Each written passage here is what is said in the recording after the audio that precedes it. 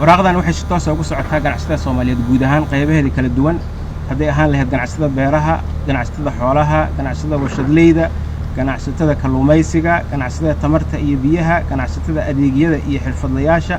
ganacsatada isgaarsiinta ganacsatada dhoofinta iyo soo dejinta ganacsatada bangiyada iyo xawaaladaha ganacsatada hoteelada goobaha dalxiiska iyo farshaxanka ganacsatada adeega duulimaadyada iyo saadka ganacsatada guud ujeedo digniin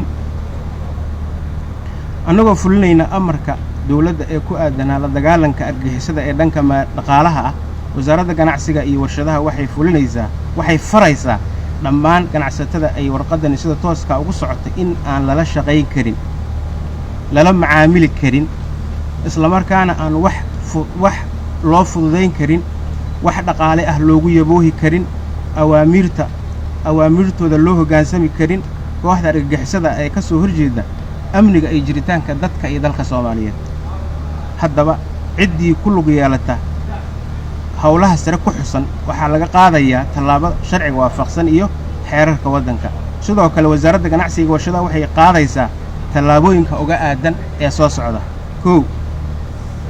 in lagala laaban doono diiwaangelinta iyo shatiyada ganacsi ee shirkadda ama ganacsadihii gala dambiga kor ku xisan 2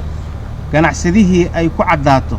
in uu u hoggaansamo awaamirta argagixisada ama siiya dhaqaale maaliyadeed uusan dib dambe uga ganacsan doonin dalka Soomaaliya 3 shirkaddii ay ku caddaato in ay ku jiraan xubno ka mid ah ururka argagixisada ah ee al-shabaab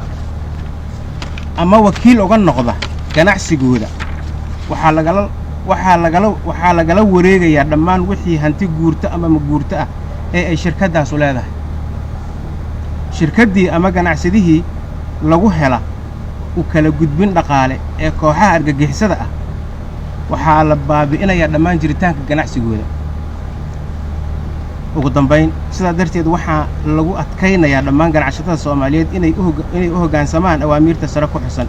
isla markaana dhaqan geliyaan go'aanka si loo badbaadiyo jiritaanka ummadda Soomaaliyeed aad u mahadsantihiin